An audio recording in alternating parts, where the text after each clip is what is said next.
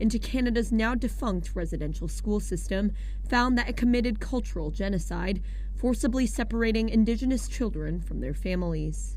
The report documented horrific physical abuse, rape, malnutrition, and other atrocities suffered by many of the 150,000 children who attended the schools, which were typically run by Christian churches from the 1840s to the 1990s. It found more than 4,100 children died while attending the schools. That figure does not appear to include the previously undocumented discovery of the 215 children buried under what was once Canada's largest residential school. In 2008, the Canadian government formally apologized for the residential school system.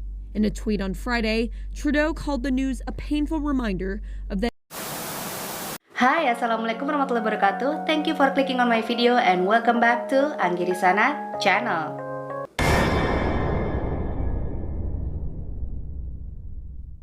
How are you guys? Gimana kabar kalian? Semoga kalian selalu dalam keadaan sehat dimanapun kalian berada. Masa-masa sekolah adalah masa-masa yang seru dan menyenangkan di mana kita bisa belajar dan bermain bersama teman-teman sebaya.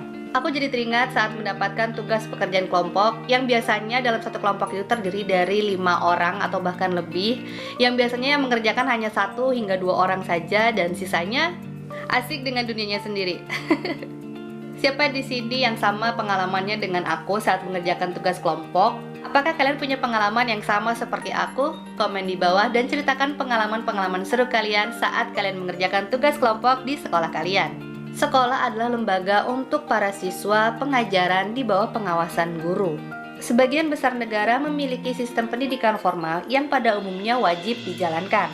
Sistem pendidikan yang dijalankan di Indonesia bisa saja berbeda dengan negara-negara lainnya. Hari ini kita akan membahas sebuah sistem pendidikan yang pernah dijalankan di Kanada yang disebut sebagai The Indian Residential School System. Kamloops India Residential School adalah salah satu sekolah yang menerapkan sistem pendidikan ini. Baru-baru ini, tepatnya pada bulan Mei 2021, sebanyak 215 jasad anak-anak ditemukan setelah ditutupnya Kamloops Indian Residential School pada tahun 1978. Apa yang terjadi? Sistem pendidikan seperti apa yang diterapkan? So without any further ado, be quiet, listen carefully, cause the story begins.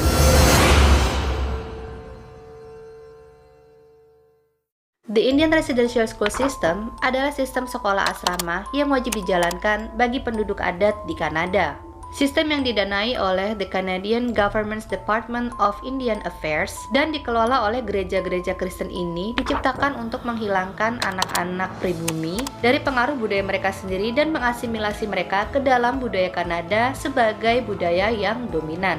Mengasimilasi adalah proses di mana kelompok minoritas atau budaya minoritas menjadi serupa dengan kelompok mayoritas masyarakat lainnya.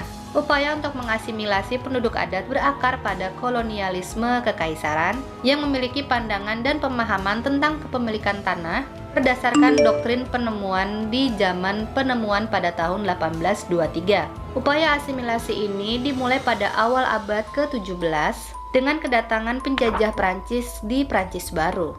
Pada akhir 1800-an, the Canadian Government Department of Indian Affairs secara resmi mendorong pertumbuhan di Indian Residential School System sebagai salah satu komponen kebijakan yang lebih luas untuk mengintegrasikan penduduk bumi ke dalam masyarakat Eropa Kanada.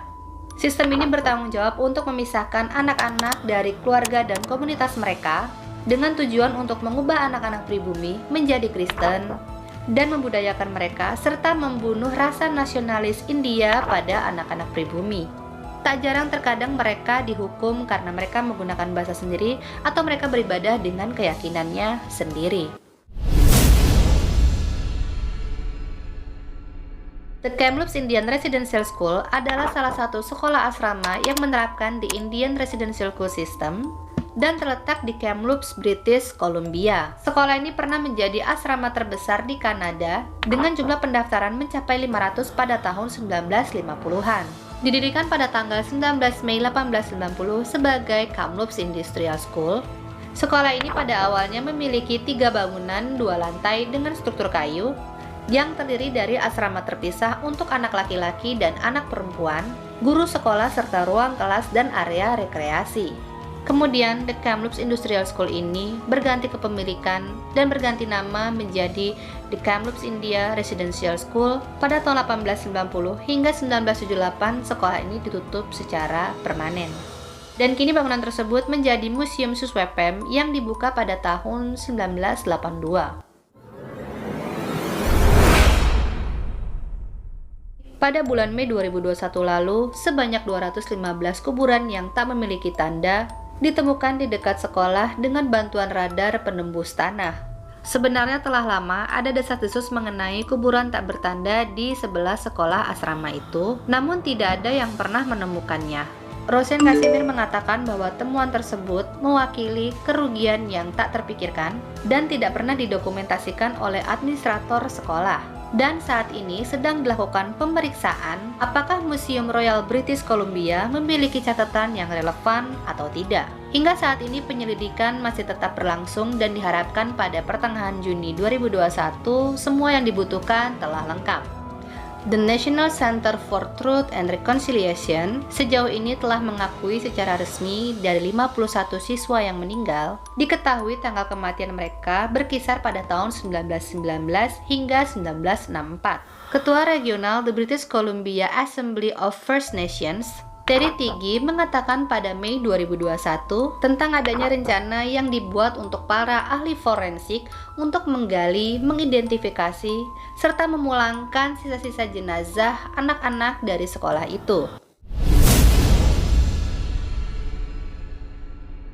Penemuan itu kemudian memicu kemarahan masyarakat dan mendorong sejumlah orang di Kanada yang tergabung ke dalam Galeri Seni Vancouver untuk melakukan aksi protes dengan meletakkan sepatu anak-anak di tugu peringatan. Perdana Menteri Kanada Justin Trudeau berjanji akan membantu.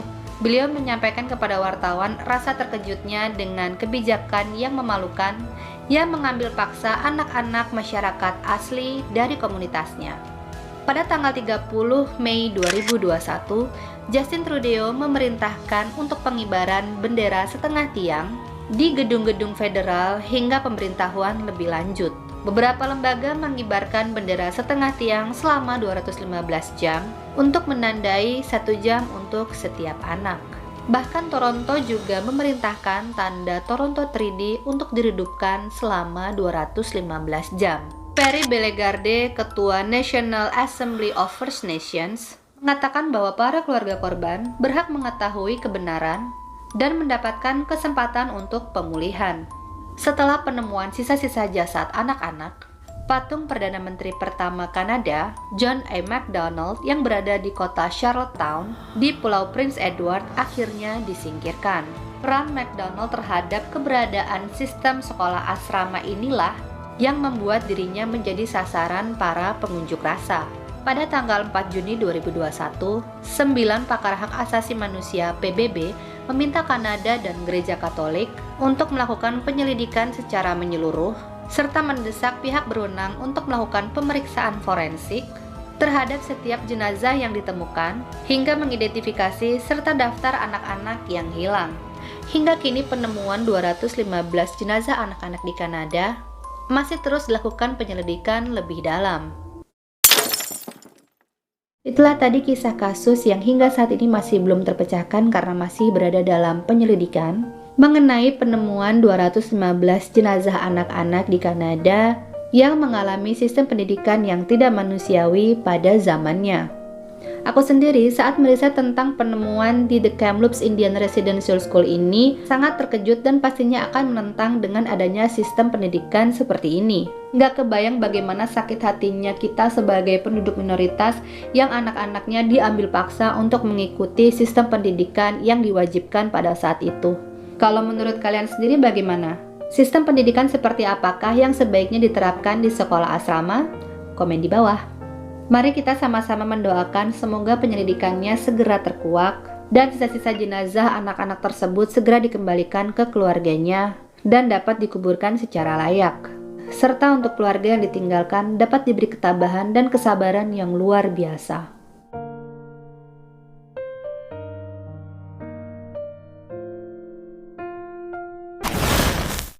Kalau kamu suka dengan video ini, hit like buttonnya dan share ke semua sosial media yang kamu punya. Tentunya jangan lupa buat kamu yang belum subscribe, segera subscribe agar channel ini semakin berkembang dan turn on notification-nya supaya kamu menjadi orang yang pertama tahu saat video berikutnya di-upload. Dan untuk kamu yang sudah subscribe channel ini, aku ucapin terima kasih banyak. Karena dukungan kalianlah aku menjadi semangat untuk menyajikan kisah-kisah yang seru dan menegangkan di video-video aku selanjutnya. Follow Instagram aku ya di @anggi_di_sana supaya kalian lebih dekat dengan aku. Thank you so much for watching and I'll see you in my next video. Bye. Assalamualaikum warahmatullahi wabarakatuh.